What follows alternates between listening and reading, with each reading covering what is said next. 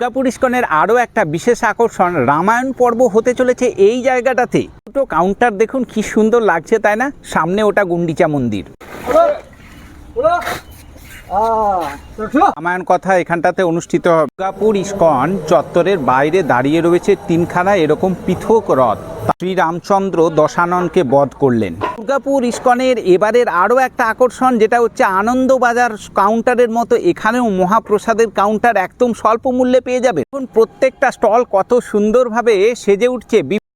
দুর্গাপুরের রথযাত্রা, এমনিতে পুরীর জগন্নাথ মন্দিরের রথযাত্রা কিন্তু বিশাল, একদম সারা জাগানোর মতো। তবে আমাদের দুর্গাপুরেও কিন্তু কোনো অংশে কম নয়। দুর্গাপুরের বেশ কয়েকটা জায়গায় কিন্তু বেশ ধুমধামের সাথে রথযাত্রা হয়ে থাকে। তার মধ্যে দুর্গাপুর ইস্কন কিন্তু আরও একটা উল্লেখযোগ্য নাম। তো প্রতি বছর দুর্গাপুরের যে আকবর গার্লস হাই স্কুল রয়েছে সেই মাঠেও কিন্তু অনুষ্ঠিত হয়ে থাকে ইস্কনের রথযাত্রা। ইস্কনের মানে তোমরা প্রত্যেকেই জানো যে জগন্নাথ দেব কিন্তু ওই দিনকে রথযাত্রার যে দিন, সেদিন মাসির বাড়ি গুন্ডিচার উদ্দেশ্যে রওনা দেয়।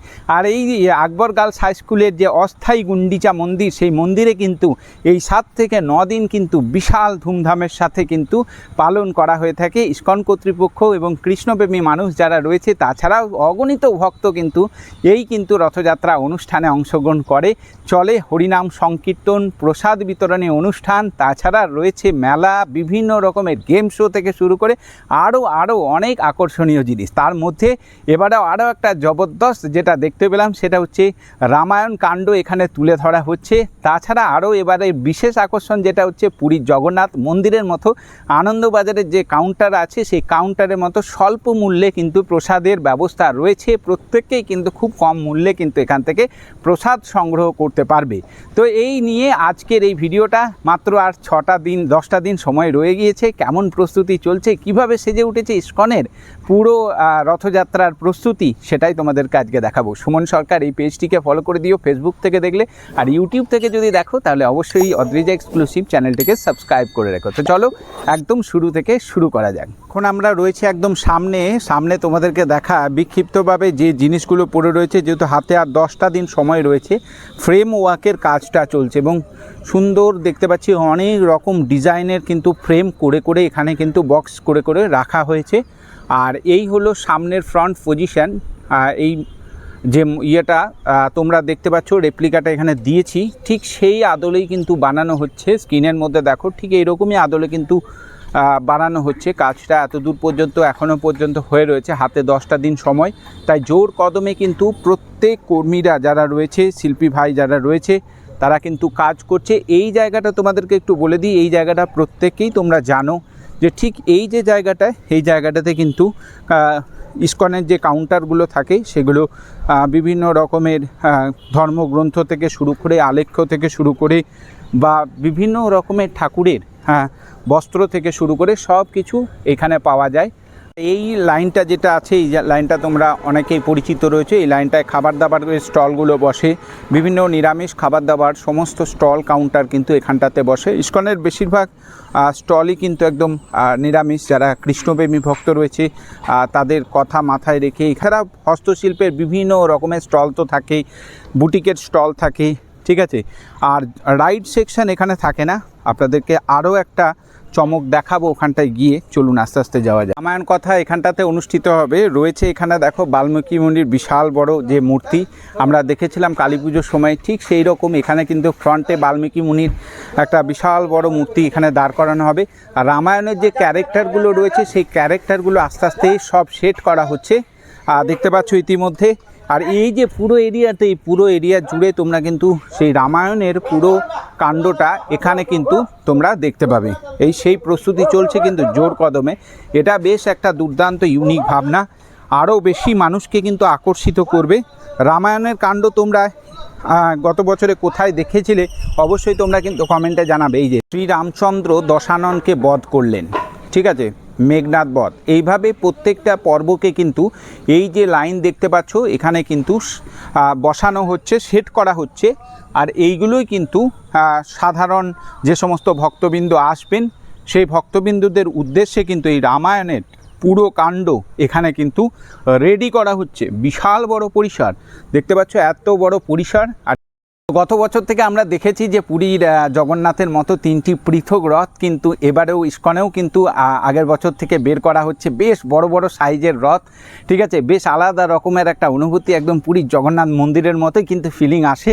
তো অবশ্যই তোমরা যারা বাইরের থেকে দেখছো আসার চেষ্টা করো, ভীষণ ভালো লাগবে। খুব সুন্দর একটা আধ্যাত্মিক পরিবেশ, এই যে চারিদিকটা মুখরিত হয়ে থাকে। 16 তারিখ থেকে 24 তারিখ পর্যন্ত এই অনুষ্ঠান চলবে, প্রতিদিন কিন্তু একদম থাকছে।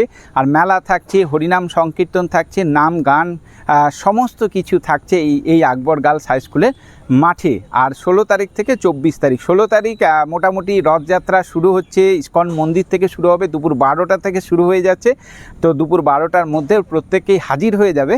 আর 24 তারিখ ওই রকম সকাল দুপুর 12টার মধ্যে কিন্তু আবার উল্টো রথযাত্রা ইস্কনের উদ্দেশ্যে রওনা দেবে। তো এই সময়টাকে খেয়াল রাখবে, অবশ্যই অংশগ্রহণ করো। প্রচুর অগণিত হাজার হাজার ভক্ত কিন্তু অংশগ্রহণ করে। তোমরা এসেও দেখবে, এত ভালো লাগবে না, দারুণ একদম একটা আধ্যাত্মিক পরিবেশ। ঠিক আছে, এখানে আসলে কিন্তু মন ভালো হয়ে যাবে। দুর্গাপুর ইস্কনের এবারের আরও একটা আকর্ষণ, যেটা হচ্ছে আনন্দবাজার কাউন্টারের মতো এখানেও মহাপ্রসাদের কাউন্টার একদম স্বল্প মূল্যে পেয়ে যাবে। এখন প্রত্যেকটা স্টল কত সুন্দরভাবে সেজে উঠছে, বিভিন্ন রকমের হস্তশিল্প, তারপরে বুটিকের কাজ, খাওয়া দাওয়া থেকে শুরু করে একদম হই হুল্লোড় সব কিছু পাবেন দুর্গাপুর ইস্কনের একটা আধ্যাত্মিক পরিবেশে। এখানে কিন্তু জয় রাইডের কোনো সুবিধা পাবেন না। বিভিন্ন রকমের জয় রাইড যদি পেতে হয় আপনাদেরকে যেতে হবে চিত্রালয় মেলা ময়দান। আপনারা কে কোথা থেকে আমার ভিডিও দেখছেন কমেন্টে জানাতে ভুলবেন না। আর অবশ্যই কিন্তু কমেন্টে জয় জগন্নাথ লিখুন। ভিডিওটি বেশি বেশি সংখ্যক মানুষের সাথে শেয়ার করে সবাইকে দেখার সুযোগ করে দিন, সবাই যাতে এই বিশাল বড় অনুষ্ঠানে অংশগ্রহণ করতে পারে। দুটো কাউন্টার দেখুন কি সুন্দর লাগছে, তাই না? সামনে ওটা গুন্ডিচা মন্দির। বৃষ্টির মধ্যেও আমাদের শিল্পী দাদাভাইরা এত সুন্দর মন দিয়ে জোর কদমে কাজ করে চলেছে। হাতে তো আর বেশি দিন সময় নেই, মাত্র 10 দিনের অপেক্ষা। তারপরে মহা ধুমধামের সাথে জগন্নাথ বলরাম সুভদ্রা আসছে ঠিক এই মাঠে। আর একদম এই মাঠ পুরো কিন্তু ভরে যাবে একবারে প্রচুর মানুষের সমাগমে। তো আমি এখন এই মুহূর্তে রয়েছি আকবর গার্লস হাই স্কুলের একদম প্রিমিসেসে ভিতরে। পিছনেই দেখতে পাচ্ছ আকবর গার্লস হাই স্কুল। আর ঠিক তার পাশে প্রতি বছরের ন্যায় এবছরও কিন্তু প্রসাদ খাওয়ানোর ব্যবস্থা করা হয়েছে। এখানে তোমরা নির্দিষ্ট কুপন মূল্যে, খুবই স্বল্প মূল্যে কিন্তু এখান থেকে তোমরা কুপন কেটে প্রসাদ গ্রহণ করতে পারবে। এদিকে রয়েছে বিশাল বড় একটা জায়গা, সেটা তো দেখাবো। আর সাথে এই পিছনের এইটাতেও রয়েছে কিন্তু প্রসাদের ব্যবস্থা। এই জায়গাটাতে তোমরা পেয়ে যাবে। প্রতি বছরই কিন্তু এখানটাতে একটা নির্দিষ্ট খুবই স্বল্প মূল্যে কিন্তু প্রসাদের মূল্য নির্ধারণ করা থাকে, সেটা পরে আমি বলে দেবো। তো সেই মূল্যে তোমরা এখান থেকে প্রসাদ সংগ্রহ করতে পারবে। তো চলো একবার এটা দেখি। এই হলো দুর্গাপুর ইস্কন। আর এই যে চত্বরটা তোমরা দেখতে পাচ্ছ, 16 তারিখে কিন্তু একদম হাজার হাজার ভক্তের সমাগম। এই জায়গাটাতে পা বাড়াবার মতো মানে জায়গা থাকে না, এত লোকজন হয়। 16 তারিখ দুপুর 12টায় শুরু হয়ে যাচ্ছে রথযাত্রার পবিত্র অনুষ্ঠান। প্রত্যেকেই জয়েন করো। দেখো ওখানে বোর্ড দেওয়াই রয়েছে 16 তারিখ থেকে 24 তারিখ। 24 তারিখ আবার কিন্তু আকবর গার্লস হাই স্কুল থেকে, মানে এখান থেকে শুরু করে আকবর গার্লস হাই স্কুলের মাঠে যাবে। 24 তারিখের পর আবার ঘুরে আসবে দুর্গাপুর ইস্কনের ঠিক এই মন্দিরেই আবার। তো অবশ্যই 16 তারিখ ভুলে যাবে না, দুপুর 12টার সময় সকলেই কিন্তু যোগদান করে। দুর্গাপুর ইস্কন চত্বরের বাইরে দাঁড়িয়ে রয়েছে 3খানা এরকম পৃথক রথ, তালধ্বজ, দর্পদলন, নন্দী ঘোষ। পরপর একদম 3খানা রথ, মাঝখানে সুভদ্রা রানীর, তারপরে জগন্নাথ দেব, আর এই পাশে বলরাম বা বলভদ্রের রথ। খুব সুন্দরভাবে রথগুলো দেখো সাজানো এখনও হয়নি, রথগুলো দাঁড়িয়েছে, এবারে সাজানোর কাজ হবে। আর কত সুন্দর রং করে এত সুন্দর ডিজাইন করা হয়েছে।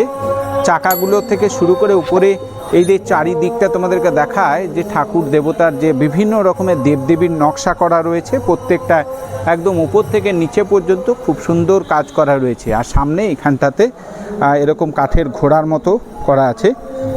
প্রত্যেকটা রথই তোমাদেরকে দেখায়। এই যে দেখো একদম কাজগুলো তোমাদেরকে দেখায়, একদম খুব সুন্দর নিখুঁত কাজ কিন্তু গত বছর থেকে শুরু হয়েছে। আর দারুণ একদম এই নকশাগুলো প্রত্যেকটা আমাদের হিন্দুদের সনাতন ধর্মের যে দেবদেবী রয়েছে ঠিক সেইগুলোই কিন্তু এখানে দেওয়া হয়েছে। আর চাকাগুলো খুব সুন্দর নকশা করা রয়েছে। প্রত্যেকটা রথই তোমাদেরকে দেখায়, এত সুন্দর লাগছে।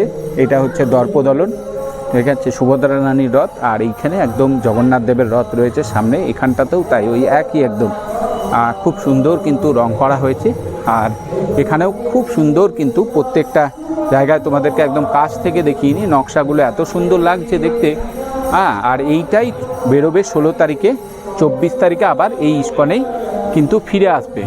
আপনারা যে যেখান থেকে আসছেন না কেন, নামুন ব্যানাচিতি বাস স্ট্যান্ডে, ওখান থেকে টোটো ভাড়া করে মাত্র 10 টাকা টোটো ভাড়া দিয়ে আপনারা নেমে পড়ুন আকবর গার্লস হাই স্কুলের ইস্কনের এই অস্থায়ী গুন্ডিচা মন্দিরে।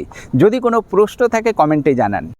এই ছিল ইস্কনের আজকে রথযাত্রার প্রস্তুতির কিছুটা অংশ তোমাদের সামনে তুলে ধরলাম। ভালো লেগেছে আশা করছি। যদি ভালো লাগে, এবছরে তোমরা দুর্গাপুর ইস্কনে কার সাথে আসতে চাইছো সেই সমস্ত বন্ধুকে ভিডিওটি শেয়ার করো। ভিডিওটি ভালো লাগলে একটা লাইক করে দিও। আর যদি ফেসবুক পেজ থেকে দেখছো, পেজটিকে ফলো করে দিও। আর ইউটিউব থেকে দেখলে চ্যানেলটিকে সাবস্ক্রাইব করে দিও। ধন্যবাদ। যারা প্রথম দেখছো, আমি আমার পরিচয়টা আরেকবার দিয়ে দিই, আমি সুমন সরকার।